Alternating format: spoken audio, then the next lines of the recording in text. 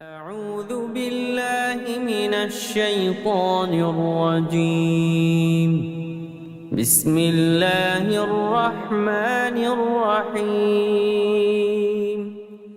ألم تر أن الله أنزل من السماء ماء فأخرجنا به ثمرات مختلفا ألوانها ومن الجبال جدد بيض وحمر مختلف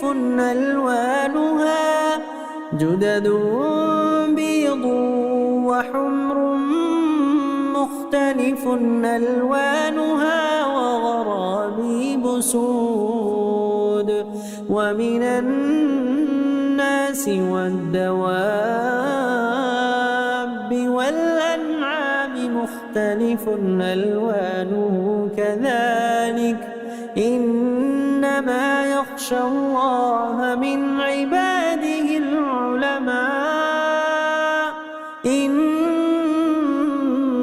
الله عزيز غفور. السلام عليكم ورحمة الله وبركاته. ഖുർആൻ പദം 1505 ദിവസത്തിലേക്ക് എല്ലാവരെയും ഹാർദമായി സ്വാഗതം ചെയ്യുന്നു. വിശുദ്ധ ഖുർആനിലെ 35-ാമത്തെ അധ്യായമായ സൂറത്തുൽ ഫാത്തിറിലെ 27-28 ആയത്തുകളാണ് ഇന്ന് പഠനവിധേയമാക്കുന്നത്. ക്ലാസ് ആരംഭിക്കുന്നതിനായി ആദരണീയനായ ഡോക്ടർ A.I. വിലായത്തുള്ള സാഹിബിനെ ക്ഷണിക്കുന്നു. അസ്സലാമു അലൈക്കും വറഹ്മത്തുള്ളാഹി വബറകാതുഹു. അഊദു ബില്ലാഹി മിനശ് ശൈത്വാനിർ റജീം. ബിസ്മില്ലാഹിർ റഹ്മാനിർ റഹീം. അലം തറ അന്നല്ലാഹ അൻസല മിനസ് സമാഇ മാഅ ഫഅഖ്റജ്നാ ബിഹി സമറാത്തിൻ മുഖ്തലിഫൻ അൽവാനുഹാ വമിനൽ ജിബാലി ജുദദുൻ ബീളും വഹുംറും മുഖ്തലിഫുൻ അൽവാനുഹാ وغرابيب سود ومن الناس والدواب والأنعام مختلف ألوانه كذلك إنما يخشى الله من عباده العلماء إن الله عزيز غفور. صدق الله العلي العظيم. سورة فاطر 27-28 ആയത്തുകളാണ് ഞാൻ നിങ്ങളെ കേൾപ്പിച്ചിട്ടുള്ളത്.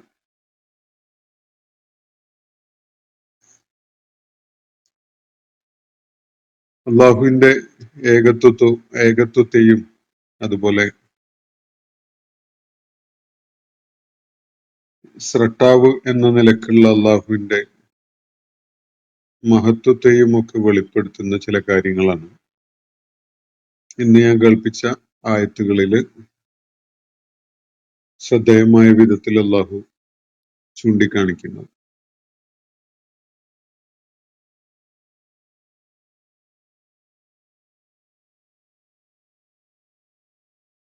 മഴ വർഷിക്കുന്നതിന്റെ അത്യത്ഭുതകരമായ ആ പ്രാപഞ്ചിക പ്രക്രിയ വിശുദ്ധ ഖുർആൻ പലയിടങ്ങളിലും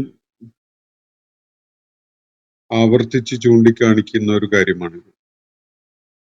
ഈ സൂറത്തിൽ തന്നെ നേരത്തെ ആ വിഷയം പരാമർശിച്ചത് നമ്മൾ കാണുകയുണ്ടായി. അത് നിത്യേന എന്നോണം അല്ലെങ്കിൽ ഒരു ക്രമം അനുസരിച്ച് നമുക്ക് ആകാശത്തുനിന്ന് മഴ വർഷിക്കുന്നത് ഒരു അനുഭവമായതുകൊണ്ട് ആവശ്യത്തിന് വെള്ളം ലഭ്യമാവുന്ന വിധത്തില് ആ പ്രക്രിയ നിരന്തരം നടന്നുകൊണ്ടിരിക്കുന്നത് കൊണ്ട് പലപ്പോഴും നമ്മൾ അതിന്റെ വളരെ അത്ഭുതകരമായ തലങ്ങളെ കുറിച്ച് ആലോചിക്കാതെ അത് നമുക്കെന്തോ നിത്യമായി അങ്ങനെ കിട്ടിക്കൊണ്ടിരിക്കണം, അത് അങ്ങനെ വരാതിരിക്കുന്നതിലാണ് എന്തോ ഒരു അസ്വാഭാവികതയുള്ളത്. അത് അങ്ങനെ വന്നുകൊണ്ടിരിക്കുക, നിരന്തരമായി അങ്ങനെ മഴ ആ ക്രമം അനുസരിച്ച് കിട്ടുക എന്നത് നമ്മുടെ എന്തോ ഒരു അവകാശമാണ് എന്നൊക്കെയുള്ള നിലക്ക് നമ്മൾ സംസാരത്തിൽ പലപ്പോഴും മഴക്കാലം വരുന്നതിനെ കുറിച്ചും അവസാനിക്കുന്നതിനെ കുറിച്ചും അതിന്റെ പല ഘട്ടങ്ങളെ കുറിച്ചൊക്കെ പരാമർശിക്കാറുണ്ട്. അപ്പൊ അത് പ്രകൃതിയിൽ അങ്ങനെ യാതൊരു സംവിധാനവും ഒരുക്കാതെ തന്നെ താനെ അങ്ങ് ഉണ്ടായിക്കൊള്ളും എന്നുള്ള ഒരു കണക്കുകൂട്ടലാണ് പലപ്പോഴും നമ്മുടെ ഉപബോധ മനസ്സിൽ അത് സംബന്ധമായിട്ട് ഉണ്ടാവാറുള്ളത്.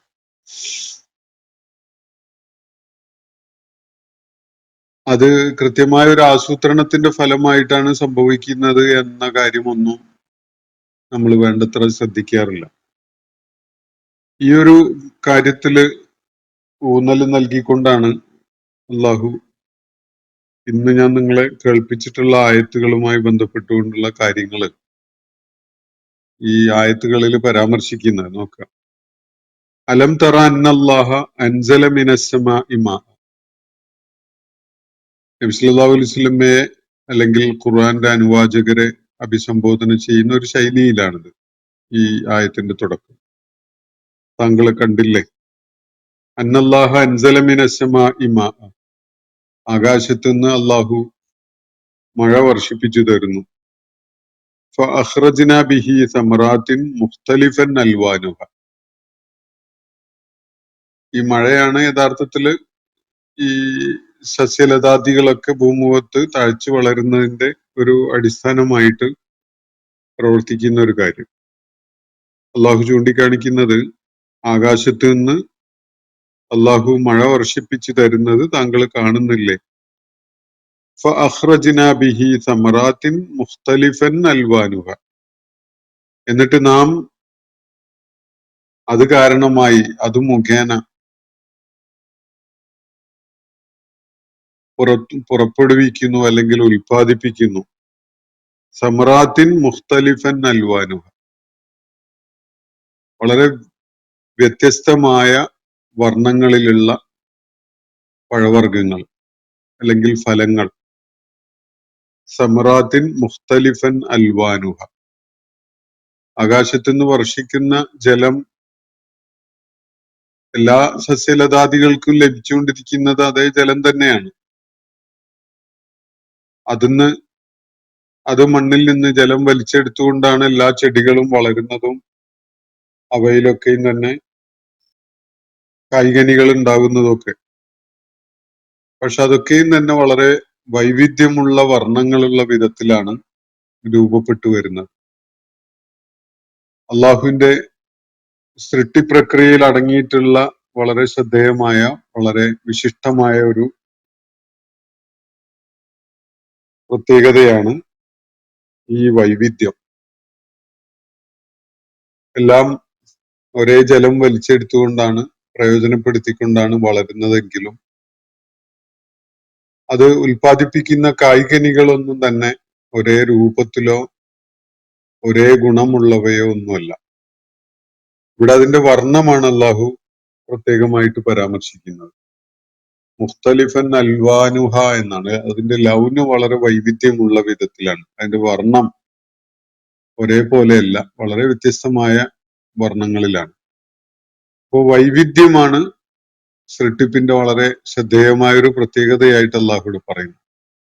ഈ വർണ്ണം തന്നെ നമുക്ക് അള്ളാഹു ചെയ്തു തന്നിട്ടുള്ള വലിയൊരു അനുഗ്രഹമാണ്. വർണ്ണങ്ങൾ നമുക്ക് കാണാൻ കഴിയുന്നു എന്നത് നമ്മുടെ കണ്ണുകളുടെ കാഴ്ചശേഷി ക്രമീകരിച്ചതിന്റെ ഭാഗമായിട്ട് ഉള്ള വലിയൊരു സംഗതിയാണ്.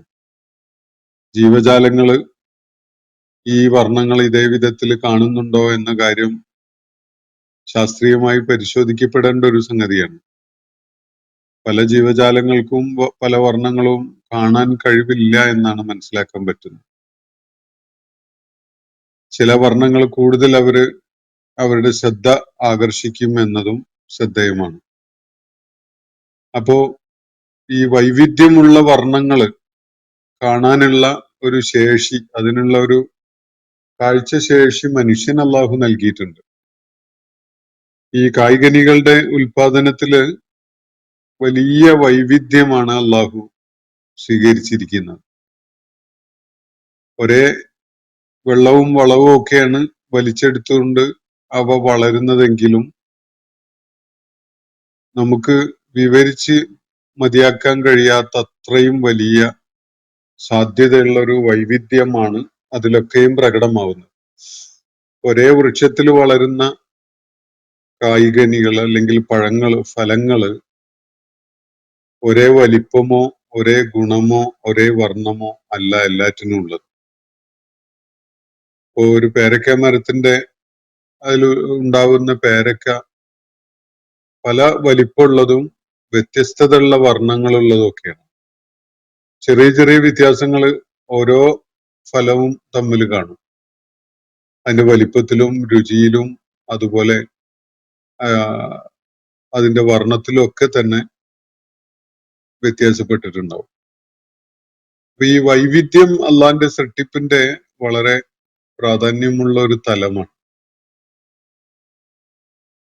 അത് സൂക്ഷ്മമായി പരിശോധിക്കുമ്പോൾ ഇതൊരു മെക്കാനിക്കൽ പ്രോസസ്സിലൂടെ അങ്ങ് ആവർത്തിച്ച് ഉണ്ടായിക്കൊണ്ടേയിരിക്കുന്ന ഒരു സംഗതിയല്ല, മറിച്ച് ഓരോ ഇൻഡിവിജ്വൽ പീസും ഓരോ പ്രത്യേക ഫലവും തന്നെ അള്ളാഹുവിന്റെ ആസൂത്രണത്തിന്റെ ഫലമായിട്ടാണെന്നുള്ളത് നമുക്ക് ബോധ്യപ്പെടും. കാരണം ഒരേ വൃക്ഷത്തിൽ ഇപ്പോൾ ഒരു ഒളോർമാവിൽ കായ്ക്കുന്ന മാങ്ങകളെല്ലാം തന്നെ ഒരേ വലിപ്പമോ അല്ലെങ്കിൽ ഒരേ നിറം ഉള്ളതോ ഒരേ രുചി അല്ലെങ്കിൽ ഫലം ഒരേ രൂപത്തിൽ ഉള്ളതോ ഒന്നുമല്ല. ചെറിയ ചെറിയ വ്യത്യാസങ്ങൾ അതിലൊക്കെ കാണും. ഈ ചെറിയ ചെറിയ വ്യത്യാസങ്ങളാണ് യഥാർത്ഥത്തില് അതിന് ഒരു ഇൻഡിവിജ്വാലിറ്റി നൽകുന്നത്. ഓരോ മാമ്പഴത്തിനും അല്ലെങ്കിൽ ഒരു വൃക്ഷത്തിലെ വ്യത്യസ്ത ഫലങ്ങളിൽ ഓരോന്നിനും ഒന്ന് മറ്റൊന്നിൽ നിന്ന് വ്യത്യാസമുള്ളതാണ് എന്ന് നമ്മളെ ബോധ്യപ്പെടുത്തുന്ന ധാരാളം ഘടകങ്ങൾ അല്ലെങ്കിൽ ധാരാളം പ്രത്യേകതകൾ അതിൽ കാണാൻ കഴിയും. ഇത് ഒരു മെക്കാനിക്കൽ പ്രോസസ്സിലൂടെ ഇപ്പൊ നമ്മള് ഇപ്പം സമീപകാലത്ത് ശ്രദ്ധയിൽപ്പെട്ട ഒരു സംഗതിയാണ് ഈ ഉഴുന്നുവട ഉണ്ടാക്കാൻ ഒരു അച്ചു ഉപയോഗിച്ചിട്ട് അത് വ്യാവസായിക അടിസ്ഥാനത്തിൽ ഉണ്ടാക്കി മാർക്കറ്റ് ചെയ്യുന്ന ഒരു ചെറിയൊരു ഫേമിനെ കുറിച്ച്. ഒരു വലിയ പേരൊക്കെ എടുത്ത് വലിയ പ്രചാരമൊക്കെ ഉണ്ടാക്കിയിട്ടുണ്ട്. ഞാൻ സൂചിപ്പിച്ചത് ഈ അച്ചില് രൂപപ്പെടുത്തിയെടുക്കുന്ന ഈ ഉഴുന്നുവടകള് എല്ലാം ഇങ്ങനെ അടുക്കി വെക്കാൻ പറ്റുന്ന ഒരേ ഷേപ്പിലുള്ളതായിട്ടാണ് വരിക. പാക്ക് ചെയ്യാനും അതുപോലെ കയറ്റി വിടാനും ഒക്കെ പറ്റുന്ന വിധത്തിൽ അതിന് ഒരേ വലിപ്പവും ഒരേ ഷേപ്പും ഒക്കെ ആയിട്ടാണ് ഉണ്ടാവുക. നമ്മൾ കൈകൊണ്ട് പ്രത്യേകമായിട്ട് ഉണ്ടാക്കുമ്പോൾ അത് വ്യത്യസ്ത വലിപ്പം, ചെറിയ ചെറിയ വ്യത്യാസങ്ങളുള്ള വിധത്തിൽ ഓരോന്നും ഓരോ വലിപ്പവും ഓരോ പ്രത്യേകതകളും വ്യത്യസ്തമായ ഷേപ്പും ഒക്കെ ഉള്ളതായിരിക്കും. നിങ്ങൾ ശ്രദ്ധിച്ചു കാണും. അത് ഓരോ എണ്ണത്തിനും പ്രത്യേകമായ ഒരു ഇടപെടല് അല്ലെങ്കിൽ പ്രത്യേകമായ ഒരു ഫിംഗർ മൂവ്മെന്റ്സ് നടക്കുന്നത് കൊണ്ടാണ് അങ്ങനെ ആ വ്യത്യാസം ഉണ്ടാവുന്നത്. ഈ പ്രപഞ്ചത്തിലെ ഈ സസ്യ ലതാദികളുടെ ഒക്കെ സൃഷ്ടിപ്പ് നിരീക്ഷിച്ചാല്, അവയുടെ കായ്ഫലങ്ങളൊക്കെ നിരീക്ഷിച്ചാല് നമുക്ക് ഈ ഓരോ ഫ്രൂട്ടിനും അല്ലെങ്കിൽ ഓരോ പ്രത്യേകമായ ഇനത്തിനും തന്നെയും ഈ സൃഷ്ടിപ്രക്രിയയിൽ അതിന്റെ ഒരു ആ പ്രോസസ്സിൽ അതിനൊരു അറ്റൻഷൻ, അതിന് പ്രത്യേകമായ ഒരു ശ്രദ്ധ അല്ലെങ്കിൽ അതിന് പ്രത്യേകമായ ഒരു ആസൂത്രണം നൽകപ്പെട്ടിട്ടുണ്ട് എന്നത് കാണാൻ കഴിയും. ഒരു തെങ്ങില് കായ്ക്കുന്ന എല്ലാ നാളികേരവും എല്ലാ തേങ്ങയും ഒരേപോലെയല്ല. വ്യത്യസ്തമായ വലിപ്പമുള്ളതാണ്, വ്യത്യസ്തമായ ക്വാളിറ്റി ഉള്ളതാണ്. ഒരു കൊലയിൽ തന്നെ എല്ലാ നാളികേരവും ഒരുപോലെയല്ല ഉണ്ടാവാറ്, വ്യത്യസ്തത ഉള്ളതാണ്. വലിപ്പവും വ്യത്യാസമുണ്ട്, ക്വാളിറ്റിയിൽ വ്യത്യാസമുണ്ട്. അപ്പൊ ഇതില് അടങ്ങിയിരിക്കുന്ന സൃഷ്ടിപ്രക്രിയയിൽ അടങ്ങിയിരിക്കുന്ന ആ വൈദഗ്ധ്യവും മികവും എത്ര വ്യാപ്തിയുള്ളതാണ് എന്നതാണ് അത് നമ്മളെ ബോധ്യപ്പെടുത്തി തരുന്ന ഒരു കാര്യം. ഒരു മെക്കാനിക്കൽ പ്രോസസ്സിലൂടെ രൂപപ്പെട്ടു വരുന്നതല്ല. അതിൽ ഓരോ എണ്ണത്തിനും ഈ സ്രഷ്ടാവിന്റെ ശ്രദ്ധ അതിന്റെ കാര്യത്തിൽ ഉണ്ടായിട്ടുണ്ട് എന്നതാണ് നമുക്കത് വെളിപ്പെടുത്തി തരുന്ന പല കാര്യങ്ങളിലൊന്ന്. അപ്പൊ അള്ളാഹുയോട് പറയുന്നത്, അലം തറ അന്നല്ലാഹ അൻസല മിനസ് സമാഇ മാ, ആകാശത്തുനിന്ന് അള്ളാഹു മഴ വർഷിപ്പിച്ചു തരുന്നത് നിങ്ങൾ കാണുന്നില്ലേ? ഫഅഖ്റജ്നാ ബിഹി, എന്നിട്ട് അള്ളാഹ് അതിലെ വോയിസ്, അതിലെ പേഴ്സൺ മാറുകയാണ്. ആദ്യം നിങ്ങൾ കാണുന്നില്ലേ അള്ളാഹു ആകാശത്തുനിന്ന് മഴ വർഷിച്ചു തരുന്നത് എന്നതാണ് എന്ന് പറഞ്ഞുകൊണ്ടാണല്ലോ തുടങ്ങുന്നത്. സംസാരിക്കുന്നത് അള്ളാഹു ആണ്. പക്ഷെ അള്ളാഹുവിനെ ഒരു തേർഡ് പേഴ്സൺ ആയിട്ട് പരാമർശിച്ചുകൊണ്ടാണ് അവിടെ അതിന്റെ ആ ശൈലിയുള്ളത്. എന്നാൽ തൊട്ടുടനെ ഫഅഖ്റജ്നാ ബിഹി, എന്നിട്ട് ആ പേഴ്സൺ മാറുകയാണ്, നാം എന്നായി മാറുകയാണ്. അവൻ, അള്ളാഹു ആകാശത്തുനിന്ന് മഴ വർഷിപ്പിച്ചു തരുന്നത് നീ കാണുന്നില്ലേ എന്ന് ചോദിച്ചിട്ട് പിന്നെ ഉടനെ തന്നെ അള്ളാഹു ഫഅഖ്റജ്നാ ബിഹി സമറാത്തിൻ മുഖ്തലിഫൻ അൽവാനുഹ, വളരെ വൈവിധ്യമുള്ള വർണ്ണങ്ങളിലായി അവ കൊണ്ട് ഈ ആകാശത്ത് നിറക്കിയ മഴ പ്രയോജനപ്പെടുത്തിക്കൊണ്ട് ഫലങ്ങൾ ഉൽപ്പാദിപ്പിക്കുകയാണ്, നാം ഉൽപ്പാദിപ്പിക്കുന്നു എന്നാണ് അള്ളാഹു പറയുന്നത്. അത് മറ്റൊരാൾക്കും അവകാശപ്പെടാൻ കഴിയാത്ത ഒരു സംഗതിയാണത്. അള്ളാഹു അവന്റെ ആ മഹിൽ സാന്നിധ്യം അതിലേക്ക് കൊണ്ടുവന്നുകൊണ്ടാണ് കാര്യം പറയുന്നത്. ഇൻഡയറക്റ്റ് ആയിട്ട് തേർഡ് പേഴ്സണിൽ പരാമർശിക്കുന്നതിന് പകരം ഫസ്റ്റ് പേഴ്സണിൽ തന്നെ നാം ഉൽപ്പാദിപ്പിച്ചു തന്നിരിക്കുന്നു എന്ന കാര്യം പറയുന്നത് ശ്രദ്ധേയമാണ്. ഫഅഖ്റജ്നാ ബിഹി സമറാത്തിൻ മുഖ്തലിഫൻ അൽവാനുഹ, വൈവിധ്യമുള്ള വർണ്ണമുള്ള വിധത്തിലാണ് നാം അതിനെ ഉൽപ്പാദിപ്പിച്ചു തന്നിരിക്കുന്നത്. ഒരേ ജലം പ്രയോജനപ്പെടുത്തിക്കൊണ്ട് വളരുന്ന സസ്യങ്ങളിൽ നിന്ന്, ചെടികളിൽ നിന്ന്, മരത്തിൽ നിന്ന് വൈവിധ്യമുള്ള വർണ്ണങ്ങളിലായി ഫലങ്ങൾ ഉൽപ്പാദിപ്പിച്ചു തന്നിരിക്കുന്നു. എന്നിട്ട് അള്ളാഹു തുടർന്ന് പറയുകയാണ്, വമിനൽ ജിബാലി, ഇനി പർവ്വതങ്ങളുടെ കാര്യം നോക്കുക. ചെടികളുടെയും മരങ്ങളുടെയും കാര്യം നിങ്ങൾ കണ്ടു. ആകാശത്തുനിന്ന് അള്ളാഹു മഴ ഇറക്കി, എന്നിട്ട് വളരെ വൈവിധ്യമുള്ള ഫലങ്ങൾ ഉൽപ്പാദിപ്പിക്കുന്ന ചെടികളെ നാം അതിൽ നിന്ന് പുറപ്പെടുവിച്ചു, അല്ലെങ്കിൽ ഉൽപ്പാദിപ്പിച്ചു എന്നാണ് ഇവിടെ പറഞ്ഞത്. അതിനുശേഷം പറയുന്ന വമിനൽ ജിബാലി, പർവ്വതങ്ങളുടെ കാര്യം എടുത്തു നോക്കൂ. പർവ്വതങ്ങളുടെയും ഇടയില് അല്ലെങ്കിൽ അവയുടെ കൂട്ടത്തില് ജുദദ് ഉണ്ട്. ജുദദ് എന്ന് പറഞ്ഞാൽ ശിലാനിരകൾ, വ്യത്യസ്ത ഉയരങ്ങളും അല്ലെങ്കിൽ വലിപ്പവും ഒക്കെ ആയിട്ടുള്ള ഈ പർവ്വതങ്ങളുടെ ഈ ശിലകളുള്ള നിരകള്, പാറക്കെട്ടുകള് ഒന്നും തന്നെ, അല്ലെങ്കിൽ എല്ലാ പാറക്കെട്ടുകളും ഒരേ സ്വഭാവത്തിലോ നിറത്തിലോ വലിപ്പത്തിലോ ഒന്നും ഉള്ളതല്ല. നമ്മളെ വിസ്മയിപ്പിക്കുന്ന വിധത്തിലുള്ള വൈവിധ്യം ഈ പർവ്വതങ്ങളിൽ അള്ളാഹു സ്ഥാപിച്ചിരിക്കുന്ന ഈ പാറക്കെട്ടുകളിലുണ്ട്. പർവ്വതങ്ങളിലെ ഈ പാറക്കെട്ടുകളുടെ നിര വ്യത്യസ്ത വർണ്ണങ്ങളുള്ളതാണ്, വ്യത്യസ്ത ക്വാളിറ്റി ഉള്ളതാണ്, അതിന്റെ കാഠിന്യമൊക്കെ വളരെ വ്യത്യസ്തതയുള്ളതാണ്.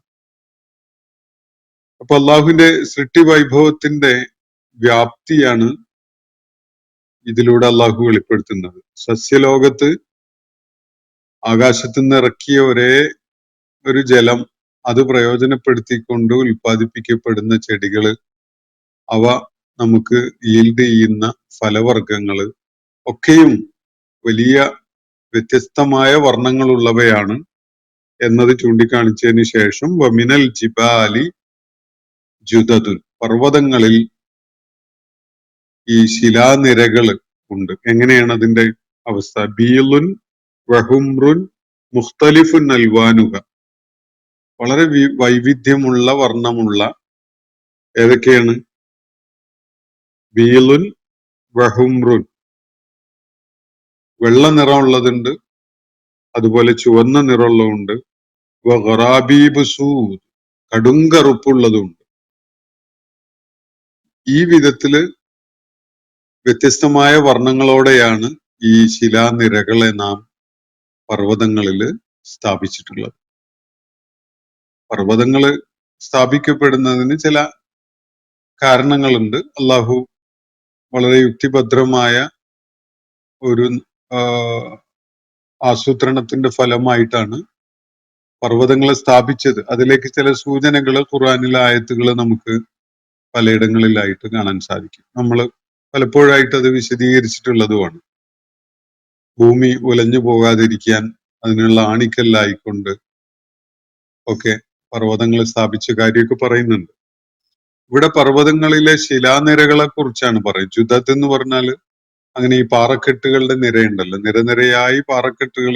അത് എല്ലാം ഒരേ ഗുണമല്ല, ഒരേ നിറമല്ല, ഒരേ കാഠിന്യമല്ല, കടുപ്പമൊക്കെ വ്യത്യാസമുണ്ട്. പാറക്കെട്ടിലെ ആ കല്ലിന്റെ ക്വാളിറ്റി നമുക്ക് ഈ വെട്ടുകല്ല് നിർമ്മാണാവശ്യത്തിനൊക്കെ നമ്മൾ വാങ്ങിക്കുമ്പോൾ അതിന്റെ ക്വാളിറ്റി നോക്കിയിട്ട് നമ്മൾ വാങ്ങിക്കാറുണ്ട്. മേംപാറയുടെ കല്ല് അതുപോലെ സോഫ്റ്റ് ആയി കുറച്ച് താഴേക്ക് എത്തിയാൽ നല്ല ഷേപ്പിലുള്ള വൃത്തിയുള്ള ഉറപ്പുള്ള കല്ല്.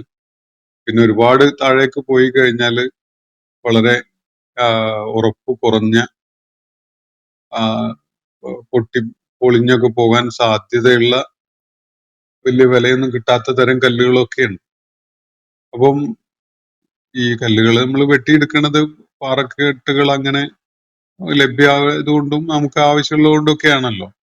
പക്ഷെ അതില് നമ്മൾ പലപ്പോഴും കാണാതെ പോകുന്ന, നിരീക്ഷിക്കാതെ പോകുന്ന ഒരു സംഗതി അതിലടങ്ങിയിട്ടുള്ള ആർട്ടിസ്റ്റിക് ഡിസൈൻ ആണ്. ഇപ്പൊ ചില ടൈലുകൾ അങ്ങനെ കാണാൻ കഴിയും. ചെങ്കല്ല് കട്ട് ചെയ്തെടുത്ത അതിലുണ്ടാകുന്ന അതിന്റെ ഒരു ഫേസിൽ ഉണ്ടാകുന്ന ഒരു ഡിസൈൻ ഉണ്ടല്ലോ, അത് ടൈലിന്റെ ഡിസൈൻ ആക്കിയിട്ട് അങ്ങനെയുള്ള ടൈല് മാർക്കറ്റിൽ അവൈലബിൾ ആയത് നമുക്ക് കാണാൻ സാധിക്കും. അപ്പൊ അതിന്റെ സൃഷ്ടിപ്പിൽ അടങ്ങിയിട്ടുള്ള അതിന്റെ വർണ്ണച്ചേരുവയില് അള്ളാഹു ഒരുക്കിയിരിക്കുന്ന വൈവിധ്യം, അതാണ് ഈ പാറക്കെട്ടുകളെ ഇങ്ങനെ ആകർഷകമാക്കുന്നത്. അത് ആ ടൈലുകൾ നിരീക്ഷിച്ചാൽ അത് നമുക്കറിയാം. ചെങ്കല്ല് വെട്ടിയെടുത്താൽ കാണുന്ന ഒരു വളരെ നല്ല ഭംഗിയുള്ള ഒരു ഡിസൈനാണ്. ആ ഒരു ഡിസൈൻ പിന്നെ ടൈൽ നിർമ്മാണത്തിൽ പ്രയോജനപ്പെടുത്തിക്കൊണ്ടാണ് ഈ ടൈലുകൾ ഉൽപ്പാദിപ്പിക്കപ്പെടുന്നത്.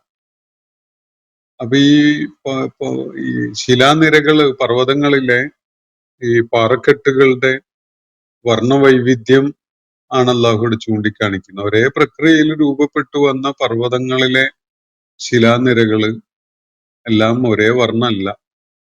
അതില് ബീൽ എന്ന് പറയാവുന്ന വളരെ ലൈറ്റ് കളറുള്ള ഒരു വെളുപ്പിനോട് സാദൃശ്യമുള്ള കല്ലുകളുണ്ട്. അതുപോലെ ഹുമറുണ്ട്. ഹുമർ എന്ന് പറഞ്ഞാൽ ചുവപ്പാണ്, കടും ചുവപ്പ് ഒക്കെയുള്ള പാറക്കല്ലുകളുണ്ട്. അതുപോലെ ഗറാബീബ് സൂദ്, സൂദ് എന്ന് പറഞ്ഞാല് കറുപ്പാണ്. അതിന് വളരെ ഇന്റൻസിറ്റി ഉള്ള ഒരു കടും കറുപ്പ് എന്നാണ് ഗറാബീബ് സൂദ് എന്നുള്ളത് സൂചിപ്പിക്കുന്നത്. അപ്പൊ ഇത്തരം വലിയ വൈവിധ്യങ്ങളോട് കൂടിയാണ് പർവ്വതങ്ങളിലെ ശിലാനിരകള് അള്ളാഹു സൃഷ്ടിച്ചു വച്ചിരിക്കുന്നത്. അള്ളാഹുവിന്റെ സൃഷ്ടി വൈഭവത്തില് പ്രകടമാകുന്ന ആ വൈവിധ്യമാണ് ഇവിടെ ചൂണ്ടിക്കാണിക്കപ്പെടുന്നത്. വൈവിധ്യം ആണോ അതല്ല എല്ലാം ഒരുപോലെയുള്ളതാണോ സൃഷ്ടിപ്പിന് കൂടുതൽ വെല്ലുവിളി നിറഞ്ഞതെന്നുള്ളത് നമുക്കൊന്ന് ആലോചിക്കാവുന്നതേ ഉള്ളൂ. നമ്മളൊരു ചിത്രം വരയ്ക്കുന്നത്, ഒരു ചിത്രം വരച്ചു കഴിഞ്ഞാൽ പിന്നെ അതിന്റെ പകർപ്പുണ്ടാക്കുന്നത് ആദ്യം ആ ചിത്രം ഡിസൈൻ ചെയ്തതിന്റെ അത്ര പ്രയാസകരാവില്ല. ഇപ്പൊ പിന്നെ അതിനൊക്കെ മെക്കാനിക്കൽ ആയിട്ടുള്ള സാധ്യതകൾ ഉള്ളത് കൊണ്ട് ഒരു ചിത്രം വരച്ചു കഴിഞ്ഞാൽ അതിന്റെ എത്ര കോപ്പി വേണമെങ്കിലും നമുക്ക് വർണ്ണ വ്യത്യാസമൊന്നും ഇല്ലാതെ അതേപടി പകർത്തിയെടുക്കാൻ കഴിയും. അതിനുള്ള സംവിധാനങ്ങളൊക്കെ യന്ത്രങ്ങൾ ഉപയോഗിച്ചുകൊണ്ട് നമുക്ക് ഇന്ന് പ്രയോജനപ്പെടുത്താൻ പറ്റുന്ന വിധത്തിലുണ്ട്. നമ്മൾ നിത്യേന എന്നോണം പ്രയോജനപ്പെടുത്തിക്കൊണ്ടിരിക്കുന്ന ഒരു സംഗതിയുമാണത്. പക്ഷെ ഓരോ ചിത്രവും വ്യത്യസ്തമാവണമെങ്കിൽ നമുക്ക് ആ മെക്കാനിക്കൽ സർവീസ് ഉപയോഗപ്പെടുത്താൻ കഴിയില്ല. അത് കലാകാരന്റെ വിശിഷ്ടമായ ശ്രദ്ധ പതിയെ തന്നെ വേണം. ഓരോ ചിത്രവും ചെറിയ ചെറിയ വ്യത്യാസം മതി, പക്ഷെ ആ ചെറിയ ചെറിയ വ്യത്യാസങ്ങളോടുകൂടി അത് ഓരോന്നും ഓരോന്നായി മാറണമെങ്കിൽ അത് കലാകാരൻ അവന്റെ ശ്രദ്ധാപൂർവമായിട്ടുള്ള ഡിസൈനിങ് അല്ലെങ്കിൽ കലാ പരിശ്രമം അതിൽ തീർച്ചയായിട്ടും വേണം. ഇല്ലെങ്കിൽ വൈവിധ്യമുള്ള വിധത്തിലാവില്ല. ഇത് മനുഷ്യരുടെ കാര്യത്തിൽ തുടർന്ന് പറയുന്നുണ്ട്, ഞാൻ അവിടെ എത്തുമ്പോൾ അത് പറയാം. അപ്പോ അള്ളാഹുടെ ഈ പ്രപഞ്ച സംവിധാനത്തിൽ അടങ്ങിയിട്ടുള്ള സൃഷ്ടിപ്പിനെ കുറിച്ച്, അതിന്റെ വൈവിധ്യത്തെ കുറിച്ച്, ആ വൈവിധ്യത്തിൽ നിന്ന് അതിമഹത്തരമായ ആ സൃഷ്ടി വൈഭവത്തിന്റെ ഉടമയെ കണ്ടെത്തുക എന്നതാണ് അള്ളാഹുവിടെ നമുക്ക് നൽകുന്ന സൂചന. ഇത് മനുഷ്യന്റെ ഒരു പ്രയത്നമാണെങ്കിൽ, അല്ലെങ്കിൽ എന്തെങ്കിലും യാന്ത്രികമായ ഒരു സംവിധാനത്തിന്റെ ഒരു പ്രോഡക്റ്റ് ആണെങ്കിൽ, ഈ വിധത്തില് ഇപ്പം നമ്മൾ കാർ മാനുഫാക്ചറിങ് കമ്പനികൾ നമുക്ക് പരിചയമുള്ളതാണ് പലതും. ഒരേ രൂപത്തിലുള്ള ഒരു മോഡൽ കാർ ഇറങ്ങിക്കഴിഞ്ഞാൽ അതേ കൃത്യമായ വലിപ്പവും പ്രത്യേകതകളൊക്കെയുള്ള, നമുക്ക് വ്യത്യാസം കണ്ടുപിടിക്കാൻ പോലും കഴിയാത്ത വിധത്തില് ആ ബാച്ചില് അല്ലെങ്കിൽ ആ പാറ്റേണിൽ ഇറങ്ങുന്ന എല്ലാ കാറുകളും ഒരുപോലെ ആയിരിക്കും. അത് കാറ് എന്നല്ല, നമ്മൾ ഉൽപ്പാദിപ്പിക്കുന്ന ഏത് സംഗതിയുടെയും പ്രത്യേകത അതാണ്. പക്ഷെ അതൊന്ന് കസ്റ്റമൈസ് ചെയ്ത് ഇൻഡിവിജ്വലൈസ് ചെയ്ത് തരണം എന്ന് വേണമെങ്കിൽ നമുക്ക് പറയാം. അപ്പൊ ഒരു മോഡല് കാറ് നമ്മൾ വാങ്ങുമ്പോൾ അങ്ങനെ ഒരു മോഡല് ആ വിധത്തിലുള്ള പ്രത്യേകതകൾ ഉള്ളത് നമ്മളുടേത് മാത്രമേ ഉണ്ടാകാൻ പാടുള്ളൂ എന്നൊരു ആഗ്രഹം നമുക്കുണ്ടെങ്കിൽ അങ്ങനെ ആവശ്യപ്പെട്ടുകൊണ്ട് അതിൽ ചില മാറ്റങ്ങളൊക്കെ വരുത്തിയിട്ട് അങ്ങനെ തരാൻ വേണ്ടി സാധിക്കും. പക്ഷെ അത് വെല്ലുവിളി നിറഞ്ഞതാണ്, കുറച്ച് പ്രയാസമുള്ളതാണ്, അതിനുവേണ്ടി പ്രത്യേകമായ എഫേർട്ട് ആവശ്യമുള്ളതാണ്. ഇവിടെ പ്രകൃതിയിലെ സൃഷ്ടിപ്പിനെ കുറിച്ച് നമ്മൾ നിരീക്ഷിക്കുമ്പോൾ, ഇപ്പം നമ്മള് മുറ്റത്ത് ഒരു വാഴ നട്ടിട്ടുണ്ടെങ്കിൽ അതൊന്ന് നിരീക്ഷിച്ചു നോക്കിയാൽ മതി. ആ വാഴയിൽ ഉണ്ടാകുന്ന ഇലകളെല്ലാം ഒന്നും ഒരേപോലെയല്ല. ഓരോ ഇലക്കും വ്യത്യസ്തമായ വലിപ്പവും വ്യത്യസ്തമായ വർണ്ണവും വ്യത്യസ്തമായ പ്രത്യേകതകളും ഒക്കെയാണ്. ഒരു ഒറ്റനോട്ടത്തിൽ എല്ലാ ഇലകളും ഒരുപോലെ നമുക്ക് തോന്നുന്നുണ്ടാവും. പക്ഷെ ഒരു ഇലയും മറ്റൊരു ഇലയെ പോലെ അല്ല എന്നതാണ് നമുക്ക് നിരീക്ഷിച്ചാലും മനസ്സിലാവുന്ന ഒരു കാര്യം. ഇവിടെയാണ് ദൈവിക സൃഷ്ടിപ്പിന്റെ ഏറ്റവും മഹത്തരമായ ഒരു തലം നമുക്ക് കാണാൻ കഴിയുന്നത്. ഇവിടെ പാറക്കെട്ടുകളെ കുറിച്ച് അള്ളാഹു ഇവിടെ പറയുമ്പോൾ വമിനൽ ജിബാലി എന്ന് പറഞ്ഞിട്ട് പറയുന്നത് അതില് ജുദതുണ്ട്, ഈ ശിലാനിരകളുണ്ട്. പക്ഷെ ശിലാനിരകള് ഈ പർവ്വതങ്ങളിലെ പാറക്കെട്ടുകളുള്ള എല്ലായിടത്തും ഒരേ രൂപത്തിലോ ഒരേ വലിപ്പത്തിലോ ഒരേ വർണ്ണത്തിലോ ഒന്നുമല്ല, വളരെ വ്യത്യസ്തമാണ്. അതുകൊണ്ടാണ് നമ്മൾ ഈ സൈറ്റ് സീയിങ്ങിനൊക്കെ പോകുന്ന ആളുകൾക്ക് അതില് അങ്ങനെയുള്ള യാത്രകൾ അത്രയും കമ്പുള്ളതായി മാറുന്നത്. ഒരിടത്ത് കണ്ട സംഗതികളുടെ രൂപത്തിലോ സ്വഭാവത്തിലോ ഒന്നുമല്ല മറ്റൊരിടത്തുള്ളത്. പ്രകൃതി ഭംഗി ആസ്വദിച്ചുകൊണ്ട് പലയിടങ്ങളിലേക്ക് സഞ്ചരിക്കുന്ന ആളുകള് ഓരോ ഇടത്തും അതിന്റെ ആ വൈവിധ്യം കണ്ടിട്ട് അതിലാണ് അവർ വല്ലാത്ത ആനന്ദം അനുഭവിക്കുന്നത്. ആ വൈവിധ്യം സൃഷ്ടിപ്പില് ഉൾപ്പെടുത്തിയിട്ടുള്ള പ്രപഞ്ച സൃഷ്ടാവിന്റെ ആ സൃഷ്ടി വൈഭവം തിരിച്ചറിയുക എന്നതാണ് ഇവിടെ അള്ളാഹു സൂചിപ്പിക്കുന്ന കാര്യങ്ങളുടെ ഒരു ലക്ഷ്യം എന്നത് കാണാൻ കഴിയും. എന്നിട്ട് വഹുമുറും മുഖ്തലിഫുൻ അൽവാനുഹ വഗറാബീബ് സൂദ്, ഇത് പാറക്കെട്ടുകളെ കുറിച്ച്, പർവ്വതങ്ങളിലെ ശിലാനിരകളെ കുറിച്ചാണ് പറഞ്ഞത് ഇവിടെ. ഇനി തുടർന്ന് അള്ളാഹു പറയാണ് വമിനൻ നാസി വദ്ദവാബി വല്ലനാമി, 3 വിഭാഗത്തെ പരാമർശിക്കുകയാണ്. ജനങ്ങളുടെ കൂട്ടത്തിൽ, അതുപോലെ ജന്തുജാലങ്ങളുടെ കൂട്ടത്തില്, അതുപോലെ വല്ലനാം കന്നുകാലികളുടെ കൂട്ടത്തിൽ. ഇവയിലൊക്കെയും മുഖ്തലിഫുൻ അൽവാനുഹു, വർണ്ണവൈവിധ്യമുണ്ട് എന്നാണ് അള്ളാഹു ഇവിടെ പറയുന്നത്. 3 വിഭാഗം: മനുഷ്യര്, ജന്തുക്കള്, അതുപോലെ കന്നുകാലികള്.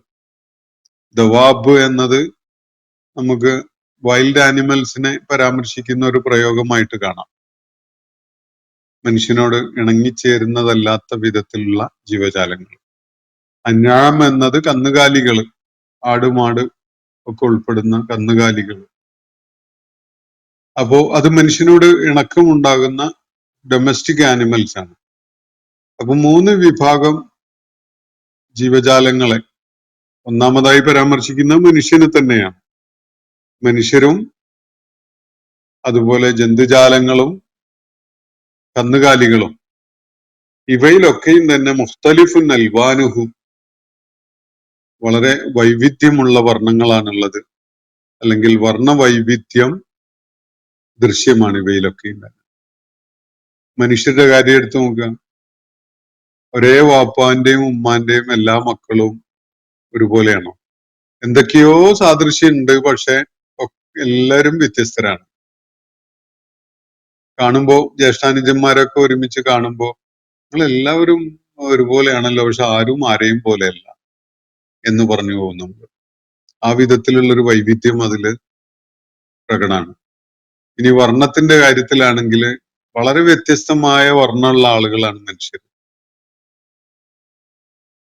വെളുത്തവരും കറുത്തവരും തവിട്ട് നിറമുള്ളവരും ചുവന്ന നിറമുള്ളവരും, അങ്ങനെ വർണ്ണങ്ങൾ തന്നെ വ്യത്യസ്തമാണ്. വർണ്ണം, ഈ കറുപ്പ് എന്ന് പറയുന്നത് എല്ലാ കറുപ്പും ഒരുപോലെയല്ല. കറുത്ത ആളുകള്, എല്ലാ കറുത്ത ആളുകളും ഒരേ വിധത്തിലുള്ള കറുപ്പല്ല. വലിയ വ്യത്യസ്തത, വലിയൊരു റേഞ്ച് അതിൽ കാണാൻ കഴിയും.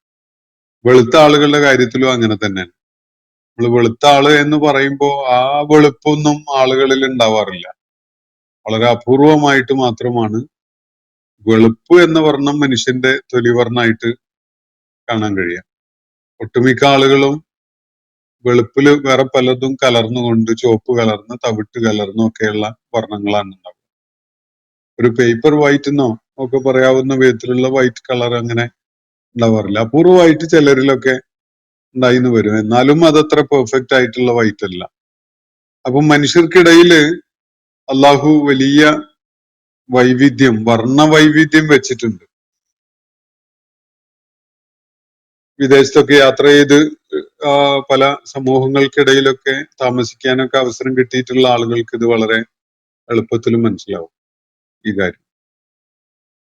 പ്രാദേശികമായിട്ട് ചില ആളുകൾക്ക് ഏകദേശമൊക്കെ ഒരുപോലെയുള്ള വർണ്ണമൊക്കെ കാണാൻ പറ്റുമെങ്കിലും ഇപ്പൊ ഇന്ത്യക്കാരെ പൊതുവെ ലോകത്തിന്റെ ഏത് ഗ്യാതറിങ്ങിൽ പോയാലും എളുപ്പത്തിൽ മനസ്സിലാക്കാവുന്ന ചില പ്രത്യേകതകള് വർണ്ണപരമായിട്ട് ഇന്ത്യക്കാർക്കുണ്ട്. ചിലപ്പോഴൊക്കെ തെറ്റിപ്പോവും, നമ്മളെ കണക്കുകൂട്ടല് തെറ്റിപ്പോവും.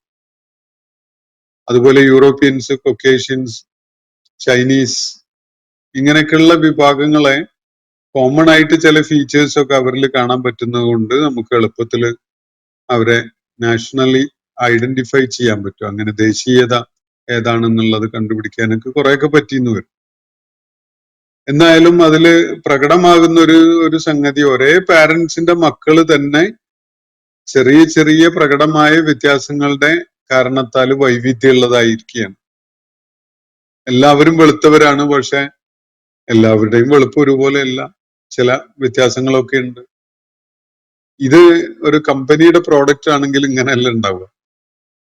അതിന്റെ എല്ലാ പ്രോഡക്റ്റും ഒരേ രൂപത്തില്, ഒരേ വർണ്ണത്തില്, ഒരേ വലിപ്പത്തില്, ഒരേ ഷേപ്പിലും ഒക്കെയാണല്ലോ ഉണ്ടാവുക.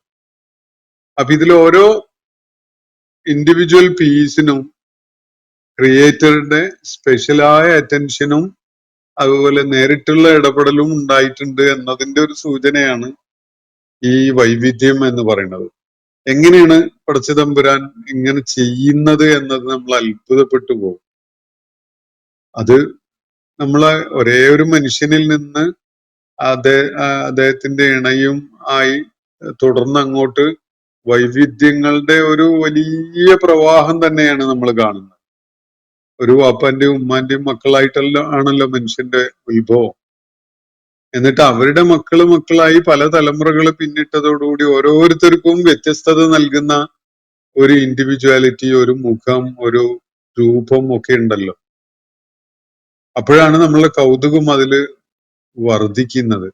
800 കോടിയിലേറെ ആളുകൾ ലോകത്തുനിന്ന് ജീവിച്ചിരിപ്പുണ്ടല്ലോ. അപ്പോ ഈ വലിയ എണ്ണം ആളുകളും ഓരോരുത്തരും വ്യത്യസ്തരാണ്. ഇതുപോലെ എത്ര ആളുകള് പിന്നിട്ട തലമുറകളിൽ ജീവിച്ച് മരിച്ചു പോയിട്ടുണ്ട്, ഇനി എത്ര വരാനുണ്ട്. ഇവരൊക്കെയും വ്യത്യസ്തരാണല്ലോ, ഒരാളും മറ്റൊരാളെ പോലെയല്ല. അപ്പൊ ഈ വൈവിധ്യം എങ്ങനെ സാധിക്കുന്നു എന്നതാണ് നമ്മൾ ഒരു പക്ഷെ അത്ഭുതപ്പെടുന്നുണ്ടാവുക.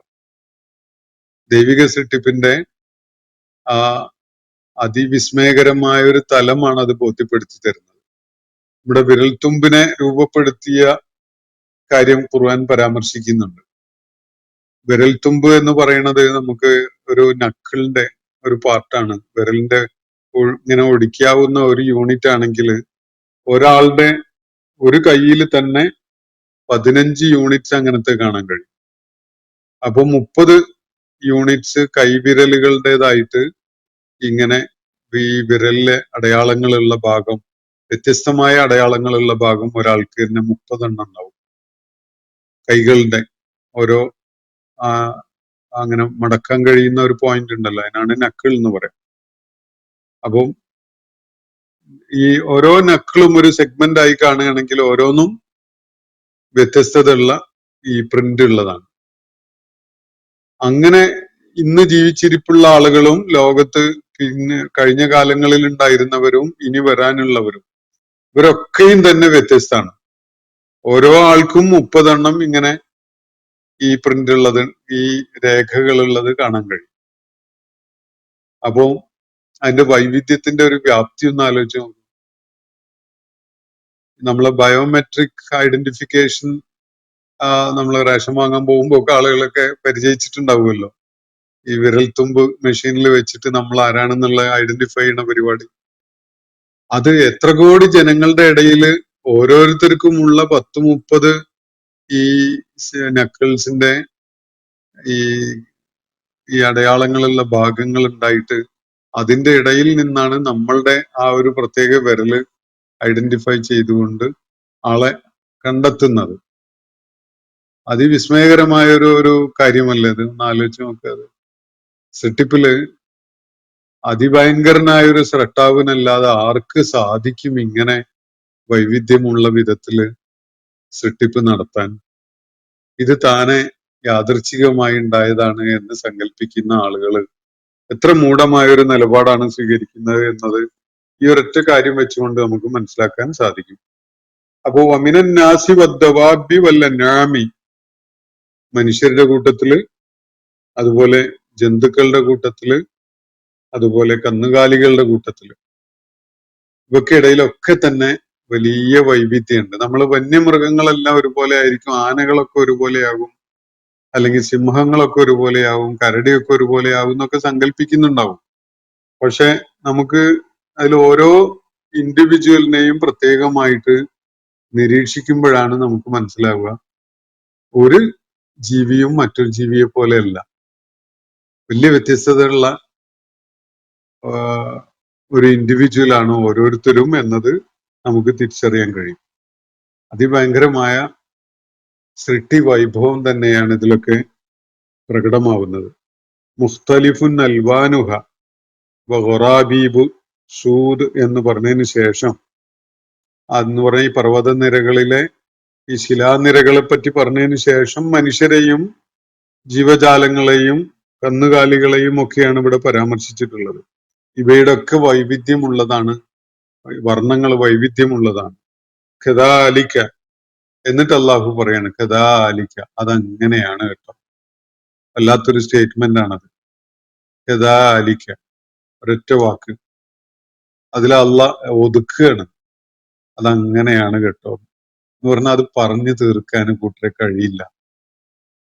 അത് നിങ്ങൾക്ക് അതിനെക്കുറിച്ച് വിസ്മയിക്കാനല്ലാതെ അതിനെ വിശദീകരിച്ചിട്ട് തീർത്ത് ഞാനെല്ലാം അത് ഗംഭീരമായിട്ട് പൂർണ്ണമായി അതിന്റെ എല്ലാ തലങ്ങളെയും സ്പർശിച്ചുകൊണ്ട് വിശദീകരിച്ച് മുഴുവനാക്കി എന്ന് അള്ളാഹുവിന്റെ സൃഷ്ടിപ്പിനെ കുറിച്ച് നമുക്ക് പറയാൻ കഴിയില്ല. ഒരൊറ്റ വാക്കിൽ അള്ളാഹു ഒതുക്കുകയാണ്, കദാലിക, അത് അങ്ങനെയാണ്.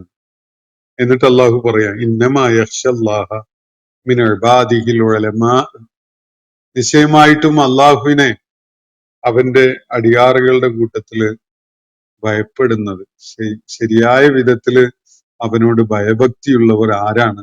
അൽ ഉലമാ, അറിവുള്ളവരാണ്, ശാസ്ത്രകാരന്മാരാണ്, അതുപോലെ ജ്ഞാനം സിദ്ധിച്ച ആളുകളാണ്. അവർക്കാണ് അള്ളാഹുവിനെ കുറിച്ചുള്ള ഭയപ്പാടുണ്ടാവുക എന്നാണ് അള്ളാഹുവിടെ പറയുന്നത്. ഇവിടെ അറിവ് എന്ന് പറഞ്ഞാൽ എന്താണ്? ഇന്നമാ യഖ്ശല്ലാഹ മിൻ ഇബാദിഹിൽ ഉലമാ. തെറ്റായിട്ട് ഇന്നമാ യഖ്ശല്ലാഹു എന്ന് വായിക്കരുത് കേട്ടോ. ഇത് അള്ളാഹുവിനെ ഭയപ്പെടുന്ന എന്നാണ്. മറ്റത് ഇന്നമാ യഖ്ശല്ലാഹു എന്ന് പറഞ്ഞാൽ അള്ളാഹു ഭയപ്പെടുന്നത് എന്നായി പോകും. ചിലര് അറിയാതെ അങ്ങനെ തെറ്റായി വായിച്ചു പോകുമ്പോൾ വലിയ അർത്ഥമാറ്റം ഉണ്ടാവുന്നുണ്ട് എന്നുള്ളത് സൂചിപ്പിക്കുകയാണ് ഞാൻ. അപ്പോ ഇന്നമാ യഖ്ശല്ലാഹ മിൻ ഇബാദിഹി, തന്റെ അടിമകളുടെ കൂട്ടത്തിൽ അള്ളാഹുവിനെ ശരിക്കും ഭയപ്പെടുന്നത് ആരാ? അൽ ഉലമാ. എന്താണ് ഉലമാ എന്ന് പറഞ്ഞ? പണ്ഡിതന്മാർ, അല്ലെങ്കിൽ ശാസ്ത്രജ്ഞന്മാർ, ജ്ഞാനികൾ എന്നൊക്കെ പറയാവുന്ന ഈ സംഗതി എന്താണ്? അള്ളാഹുവിന്റെ ആയാത്തുകളെ അതിന്റെ വ്യാപ്തിയിലും ആഴത്തിലും മനസ്സിലാക്കിയ ആളുകളാണ് ഉലമാ.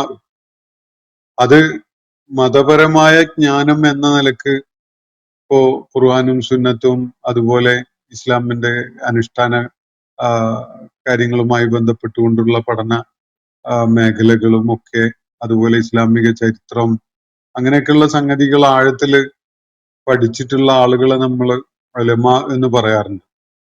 പക്ഷെ അതിൽ പരിമിതമല്ല അത്. അള്ളാഹു അങ്ങനെ പരിമിതപ്പെടുത്തുന്നുമില്ല. അങ്ങനെ അറിവിന് സെഗ്രിഗേറ്റ് ചെയ്തുകൊണ്ട് വേറെ വേറെ കള്ളികളിലാക്കുന്ന ഒരു ഏർപ്പാട് ഇസ്ലാമിൽ ഇല്ല തന്നെ. കാരണം അള്ളാഹു പ്രവാചകൻ മുഖേന പഠിപ്പിച്ചിട്ടുള്ള ദീനാണെങ്കിലും ഈ പ്രപഞ്ച സംവിധാനത്തിൽ അടങ്ങിയിട്ടുള്ള അസംഖ്യം പ്രതിഭാസങ്ങളാണെങ്കിലും ഇതൊക്കെയും തന്നെ അള്ളാഹുവിന്റെ ആയാത്തുകളാണ്. അതിലൊക്കെയും തന്നെ അടങ്ങിയിട്ടുള്ളത് ദൈവിക സൃഷ്ടിപ്പിന്റെ അതിമഹത്തരമായ പല തലങ്ങളുമാണ്. അപ്പോ അറിവ് എന്നത് മതപരമായ അറിവ് എന്ന നിലക്ക് പരിമിതപ്പെടുത്തുകയോ അല്ലെങ്കിൽ ഭൗതിക ലോകവുമായി ബന്ധപ്പെട്ടുകൊണ്ടുള്ള അറിവ് എന്ന നിലക്ക് കാണുകയോ ഒന്നും ചെയ്യുന്നതിന് അർത്ഥമല്ല. അള്ളാഹുവിന്റെ സൃഷ്ടി വൈഭവം പ്രകടമായി നമുക്ക് കാണാൻ കഴിയുന്ന ഏത് മേഖലയിലുള്ള എന്ത് സംഗതിയെക്കുറിച്ചുള്ള അറിവും അറിവ് തന്നെയാണ്. ഇവിടെ പ്രത്യേകിച്ച് അത് അൽ ഉലമാ എന്ന് പറയുന്നത് ഈ സൃഷ്ടിപ്രപഞ്ചത്തിലെ ദൈവിക സൃഷ്ടിപ്പിന്റെ മഹത്വം ബോധ്യപ്പെടുന്ന വിധത്തിലുള്ള പല പഠന മേഖലകളും ഉണ്ടല്ലോ. നമ്മള് വളരെ കാലമായിട്ട് പലരും ഏർപ്പെട്ടുകൊണ്ടിരിക്കുന്ന പഠന പ്രക്രിയയിൽ ഏർപ്പെട്ടുകൊണ്ടിരിക്കുന്ന പല മേഖലകളുണ്ട്. ഇതിനെ പൊതുവായിട്ട് നമ്മൾ ശാസ്ത്രം എന്ന് പറയും. അപ്പോ ആ ഒരു മേഖലയിലുള്ള കാര്യങ്ങളാണ് ഉലമാ കൊണ്ട് ഇവിടെ സൂചിപ്പിക്കപ്പെടുന്നത് എന്നുള്ളത് ഈ കോണ്ടെക്സ്റ്റ് നിന്ന് വളരെ വ്യക്തമാണ്. പർവ്വതങ്ങളെക്കുറിച്ചും പർവ്വതങ്ങളിലെ ശിലാനിരകളെക്കുറിച്ചും അതിലെ വർണ്ണവൈവിധ്യത്തെക്കുറിച്ചും അതുപോലെ മനുഷ്യരിലും ജന്തുക്കളിലും അതുപോലെ കന്നുകാലികളിലും ഒക്കെ ആയിട്ടുള്ള വൈവിധ്യത്തെക്കുറിച്ചും ഒക്കെ, അതുപോലെ ആകാശത്തു നിന്ന് മഴ വർഷിപ്പിച്ച് ഗംഭീരമായ വൈവിധ്യത്തോടു കൂടിയുള്ള ഫലങ്ങൾ ഉൽപ്പാദിപ്പിക്കുന്നതിനെ കുറിച്ചൊക്കെ പറഞ്ഞിട്ടാണ് അള്ളാഹു കൂടെ പറയുന്നത് ഇന്നമാ യഖ്ശല്ലാഹ മിൻ ഇബാദിഹിൽ ഉലമാ. നിശ്ചയമായിട്ടും അള്ളാഹുവിനെ ഭയപ്പാടോടുകൂടി കാണുന്നത് ഈ കാര്യങ്ങളിലൊക്കെ ജ്ഞാനമുള്ള, ശാസ്ത്രബോധമുള്ള, ശാസ്ത്രജ്ഞാനമുള്ള ആളുകളാണ് എന്നതാണ്. മറ്റത് എക്സ്ക്ലൂഡ് ചെയ്യല്ല. മതപരമായ അറിവും തീർച്ചയായിട്ടും ഇതിന്റെ ഭാഗം തന്നെയാണ്. കാരണം അള്ളാഹുവിന്റെ ആയാത്തുകളാണ് അതൊക്കെയും തന്നെ. അത് വിശുദ്ധ ഖുർആനിലുള്ളതായാലും ഈ പ്രപഞ്ചത്തിലെ ഏതേത് പ്രതിഭാസത്തിലുള്ളതായാലും അതൊക്കെയും തന്നെ അള്ളാഹുവിന്റെ ആയാത്തുകളാണ് എന്നതുകൊണ്ട് അള്ളാഹുവിന്റെ ആയത്തുകള് അത് പ്രപഞ്ചത്തിലുള്ളതായാലും അല്ലെങ്കിൽ അവന്റെ കിതാബിലുള്ളതായാലും അതിനെക്കുറിച്ച് ആഴത്തിൽ അറിവുള്ളവനാണ് യഥാർത്ഥത്തിൽ അള്ളാഹുവിനെ ഭയപ്പെടുന്നവരാകുന്നത്. ബോധ്യമാണല്ലോ. ഓരോ സംഗതിയിലെയും ദൈവികത ബോധ്യപ്പെടുമ്പോഴാണ് നമ്മൾ അള്ളാഹുവിനോടുള്ള ഭയപ്പാട് കൂടുതൽ കൂടുതൽ കാണിക്കുന്നവരായിട്ട് മാറുന്നത്. അള്ളാഹു അക്കാര്യമാണ് ഇവിടെ സൂചിപ്പിക്കുന്നത്. ഇന്നല്ലാഹ അസീസുൻ ഗഫൂർ. അള്ളാഹുവിന്റെ ഈ ആയാത്തുകളെ കുറിച്ചുള്ള ആഴത്തിലുള്ള ജ്ഞാനം നേടിയിട്ടും പ്രാപഞ്ചിക പ്രതിഭാസങ്ങളെ കുറിച്ച് കൃത്യതയുള്ള അറിവ് നേടിയതിനു ശേഷവും അള്ളാഹുവിനെ അംഗീകരിക്കാൻ കൂട്ടാക്കാത്തവരും ധിക്കരിക്കുന്നവരും ഒക്കെ ഉണ്ടാവും. അവരെ പരാമർശിച്ചുകൊണ്ടാണ് അള്ളാഹു ഈ കാര്യം പറയുന്നത് എന്ന് ഈ സന്ദർഭത്തിൽ നിന്ന് നമുക്ക് മനസ്സിലാക്കാൻ പറ്റും. ഇന്നല്ലാഹ, നിശ്ചയമായിട്ടും അള്ളാഹു അസീസുൻ, ഇസ്സത്തുള്ളവനാണ്, അജയ്യനാണ്, അതേസമയം ഗഫൂറുമാണ്, വിട്ടുവീഴ്ച ചെയ്ത് പുറത്തു കൊടുക്കുന്നവനുമാണ്. അപ്പോ ഈ ഉലമാ ആയിട്ടും അള്ളാഹുവിന്റെ ഈ വൈവിധ്യമുള്ള പ്രതിഭാസങ്ങളെ കുറിച്ച് ആഴത്തിലുള്ള അറിവ് നേടിയവരായിട്ടും അള്ളാഹുവിന് വിധേയപ്പെടാൻ ആരെങ്കിലും കൂട്ടാക്കുന്നില്ലെങ്കിൽ അള്ളാഹ് അങ്ങ് തോറ്റുപോയി എന്ന് ആരും കരുതണ്ട. അള്ളാഹു അജയ്യനാണ്. അള്ളാഹുവിനെ തോൽപ്പിക്കാൻ ഒരാൾക്കും ആലോചിക്കാൻ പോലും സാധ്യമല്ല. അത് വളരെ മൂഢമായ ഒരു സ്വപ്നമാണ് അള്ളാഹുവിനെ തോൽപ്പിക്കുക എന്നുള്ളത്. അള്ളാഹുവിന് കീഴ്പ്പെടുക എന്നുള്ളത് മാത്രമേ മനുഷ്യന്റെ മുന്നിൽ ഒരു ഓപ്ഷൻ ആയിട്ടുള്ളൂ. ധിക്കാരികള് വളരെ വിഡ്ഢിത്തപരമായ വിധത്തിൽ ധിക്കാരികളാകുന്നു എന്നേ ഉള്ളൂ. അള്ളാഹുവിടെ പറയുന്നു ഇന്നല്ലാഹ അസീസുൻ. നീ ഈ ഉലമാ ആരും തന്നെ അള്ളാഹുവിന് വിധേയപ്പെടാൻ കൂട്ടാക്കിയില്ല എന്ന് വെക്കുക, എന്നാ പോലും അവരൊന്നും അള്ളാഹിനെ തോൽപ്പിക്കാൻ പോകുന്നില്ല. അള്ളാഹു അജയ്യനായിട്ട് അവന്റെ പ്രതാപത്തിന് ഒരു പോറലും ഏൽക്കാതെ നിലകൊള്ളുന്നു എന്നതാണ് വസ്തുത. അതേ സമയത്ത് ഈ ആളുകള് അവനിലേക്ക് മടങ്ങിന്ന് വരും. ഈ ഉലമാ കുറെ കാലം അഹങ്കാരികളും ധിക്കാരികളും ഒക്കെ ആയിട്ട് നടന്നിട്ട് പിന്നെ അള്ളാഹുവിനെ ബോധ്യപ്പെട്ടുകൊണ്ട് മടങ്ങുന്ന ആളുകളായി മാറിയെന്ന് വരും. അള്ളാഹു അവരെ കൈനീട്ടി സ്വീകരിക്കാൻ സന്നദ്ധനാണ്. അവന് ഗഫൂറാണ്. അവന് ഇസ്സത്തുടയവനായിരിക്കെ തന്നെ വിട്ടുവീഴ്ച ചെയ്ത് പുറത്തു കൊടുത്ത് അവരെ സ്വീകരിക്കാൻ സന്നദ്ധതയുള്ളവൻ കൂടിയാണ് എന്നൊരു കാര്യമാണ് അള്ളാഹുവിടെ സൂചിപ്പിക്കുന്നത്. അപ്പോ ഇന്നമാ യഖ്ശല്ലാഹ മിൻ ഇബാദിഹി, തന്റെ അടിമകളുടെ കൂട്ടത്തില് അള്ളാഹുവിനെ, ഇന്നമാ യഖ്ശല്ലാഹ, അള്ളാഹുവിനെ ഭയപ്പെടുന്നത് യഥാർത്ഥത്തിൽ ആരാണ്? അൽ ഉലമാ എന്നാണ്. ജ്ഞാനമുള്ളവരാണ്, പണ്ഡിതന്മാരാണ്, അറിവുള്ളവരാണ്. ഞാൻ ഒറ്റവാക്കിൽ അതിനെ പരിമിതപ്പെടുത്തുന്നത് അള്ളാഹുവിന്റെ ആയാത്തുകളെ കുറിച്ച് ആഴത്തില് മനനം ചെയ്യാൻ കഴിയുന്ന, അതിനെക്കുറിച്ച് മനസ്സിലാക്കാൻ കഴിയുന്ന ആളുകളാണ് അള്ളാഹുവിനോട് ഭയഭക്തിയുള്ളവരാവുന്നത് എന്നതാണ് ഇവിടെ അള്ളാഹു പറയുന്ന കാര്യം. അത് അതിന്റെ ഒരു മാനദണ്ഡാണ്. അള്ളാഹുവിനോട് ഭയഭക്തിയുള്ളവരായി മാറുന്നത് തീർച്ചയായിട്ടും ഈ എൽമുള്ള ആളുകൾ തന്നെയാണ്, അറിവുള്ള ആളുകൾ തന്നെയാണ്. എന്നാൽ അറിവുള്ള എല്ലാവരും അള്ളാഹുവിനോട് ഭക്തിയുള്ളവരായിട്ട് നിലക്കൊള്ളോ? അത് ഉണ്ടായിക്കൊള്ളണമെന്നില്ല. പക്ഷെ ഭക്തി കാണിക്കുന്ന ആരും, അള്ളാഹുവിനോട് ഭയപ്പാടുള്ളവരായി നിലക്കൊള്ളുന്ന ആരും തന്നെ അത് ജ്ഞാനത്തിന്റെ അടിസ്ഥാനത്തിലുള്ളതാണ്. ഏതെങ്കിലും തലത്തിലുള്ള ഒരു മേഖലയിൽ അയാൾ അള്ളാഹുവിനെ തിരിച്ചറിയുന്ന ഒരു ജ്ഞാനം നേടിയിട്ടുണ്ടാകും. അതുകൊണ്ടാണ് അള്ളാഹുവിനോട് ഖുളൂ ഒക്കെ കാണിക്കുന്നവരായിട്ട്, ഭയഭക്തിയുള്ളവരായിട്ട് മാറാൻ അവർക്ക് സാധിക്കുന്നത്. ജ്ഞാനമില്ലാതെ ഒരാൾക്കും അള്ളാഹുവിനെ ഭയപ്പെടാൻ സാധ്യമല്ല. അത് എല്ലാവരും ശാസ്ത്രം പഠിച്ചുകൊണ്ടായിക്കൊള്ളുന്നില്ല. അള്ളാഹുവിന്റെ ആയാത്തുകൾ പഠിച്ചതുകൊണ്ടാണ് ഉണ്ടാവുക. അള്ളാഹുവിന്റെ ആയാത്തുകള് ഓരോന്നും നമ്മില് അള്ളാഹുവിനോടുള്ള ഭക്തി വർദ്ധിപ്പിക്കും എന്നതാണ് ഈ ആയത്ത് സൂചിപ്പിക്കുന്ന ഒരു കാര്യം.